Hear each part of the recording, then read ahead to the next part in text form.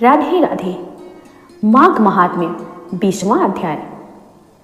गंधर्व कन्याओं की व्यथा की आगे कथा सुनाते हुए महर्षि वशिष्ठ ने कहा, हे राजन, अपने अपने बिस्तरों पर अर्ध चैतन्य और उदास गंधर्व कन्याओं को देखकर उनकी माताएं व्याकुल होकर उनके समीप आईं।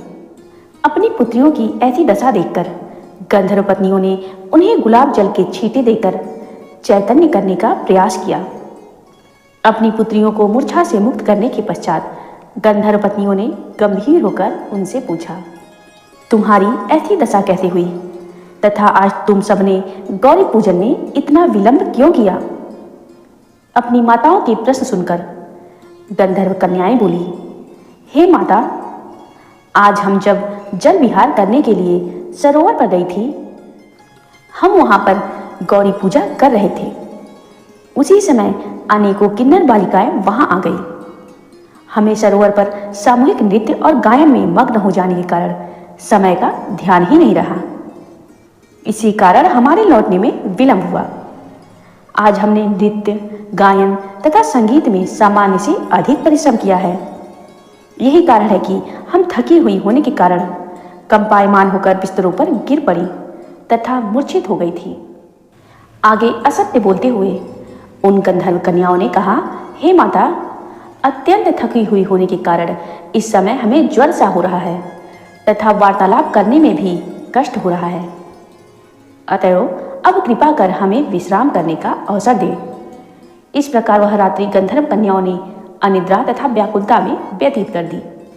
महर्षि वशिष्ठ ने राजा दिलीप से कहा, हे राजन, प्रातःकाल जब भगवान भास्कर ने पूर्व दिशा में लालिमा बिखेर कर अपनी मुखाकृति प्रकट की तो उन गंधर्व कन्याओं ने वस्त्राभूषण और परिधान परिवर्तित कर अपनी माताओं से गौरी पूजन का बहाना बनाकर वन के लिए प्रस्थान किया। सरोवर के तट पर पहुंचकर उन पांचों गंधर्व कुमारियों ने कल की ही तरह धूप, दीप, चंदन तथा पुष्पों से भगवती पार्वती की पूजा और नित्य व गायन करती हुई वहां बैठ गई। इसी समय संयोगवश ऋषि कुमार आग्नेय भी सरोवर के तट पर आ पहुंचे। आग्नेय को वहां आया देखकर गंधर्व कुमारियां हर्ष विभोर होकर प्रफुल्लित हो उठीं। उनके नेत्र हर्षोन्मत्त हो उठे। उन पांचों ने ऋषि कुमार को चारों ओर से घेरकर उपालंब देते हुए कहा, कल तुम कहां अदृश्य हो गए थे, किंतु तुम्हारा आज निकल पाना असंभव है। आज हमने तुम्हें चारों ओर से घेर लिया है। हमारा प्रण है कि आज हम तुम्हारा पति रूप में वरण करेंगे अथवा मृत्यु को ग्रहण कर लेंगी।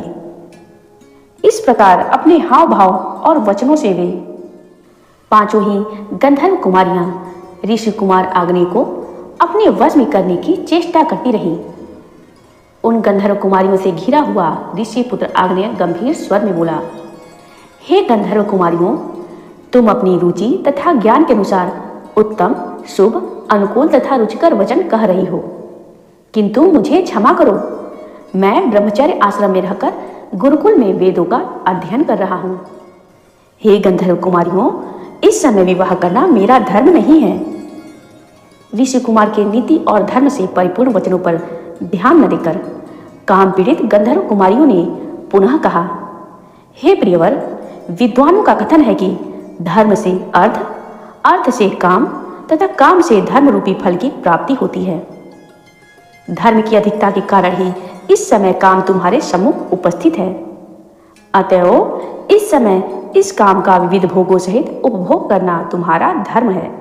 ऐसा करके तुम्हें यह पृथ्वी स्वर्ग समान और अपना जीवन सार्थक प्रतीत होंगे। गंधर्व कुमारियों के ऐसे वचन सुनकर आग्नेय ने कहा, हे कुमारियों, आपका कथन किसी अंश तक सत्य है, किंतु मैं तो अपने ब्रह्मचर्य व्रत को पूर्ण करने के पश्चात ही अपने गुरु की आज्ञा प्राप्त करके विवाह करूंगा। अभी मैं किसी के भी साथ विवाह नहीं कर सकता। अपने रूप, यौवन और वैभव के मद में चूर उन गंधर्व कुमारियों ने कहा, हे ऋषि कुमार, विचार करो, कहाँ हम उत्तम सुंदरियां, कहाँ तुम तापस वेशधारी बटु तपस्वी। हमारे तुम्हारे बीच कितनी असमानता है, किंतु ईश्वर के विधान द्वारा ही हमारा तुम्हारा यह मिलन हुआ। अब तुम संकोच त्याग कर हमारा पाणी ग्रहण कर हमें अनुग्रहित करो। तुम्हारे वियोग में हम जीवित नहीं रह सकेंगी।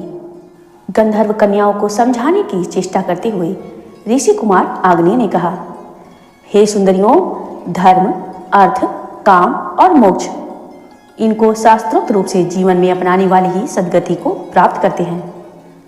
अतएव मैं असमय विवाह के लिए प्रस्तुत नहीं हूँ। मैंने ब्रह्मचर्य व्रत धारण कर रखा है। इस समय आप सब यहाँ से जाइए।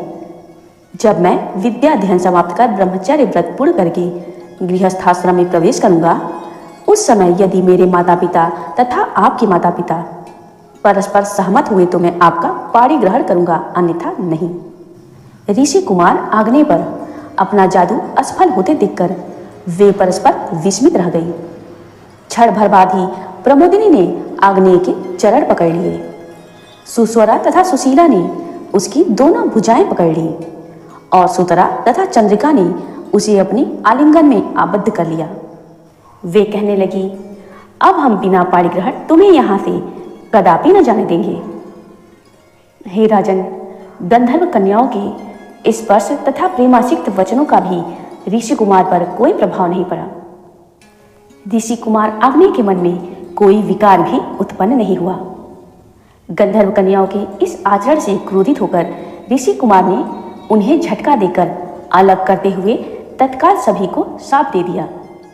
तुम सब लज्जा रहित होकर पिशाचनियों की तरह मुझसे लिपट गई हो, अतएव तुम सब पिशाचनियां होकर पिशाच योनि को प्राप्त करो। ऋषि कुमार द्वारा ऐसा दारुण शाप सुनकर क्षण भर के लिए वे गंधर्व कुमारियां हतप्रभ रह गईं। उनके मुख पर क्रोध तथा भय छा गया और वे कहने लगी, अरे पापी, तूने हम निरापराधिनियों के साथ यह कठोर तथा निर्दय आचरण किया। तुम्हारे इस धर्म ज्ञान को सहस्त्रों बार धिक्कार है।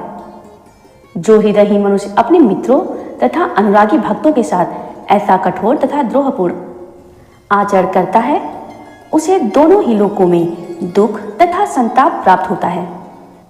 तूने व्यर्थ ही हम निरापराधों को शाप दे दिया, अतएव अब हमारे शाप से तू भी पिशाच हो जा।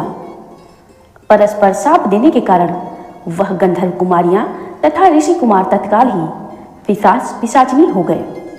तब वे क्षुधा तथा तृषा से पीड़ित होकर बुरी तरह रोने बिलखने लगे, किंतु उस निर्जन वन में उनकी करुण पुकार सुनने वाला कोई न था। वहां खोजते हुए उनके माता पिता आए भी, परंतु पिशाच रूप में इन्हें पहचान न सके। उन्हें इस प्रकार पिशाच योनि भोगते भोगते बहुत समय व्यतीत हो गया। संयोगवश एक दिन पौष मास की चतुर्दशी को महर्षि लोमस स्नान करने के लिए उस सरोवर के तट पर आए।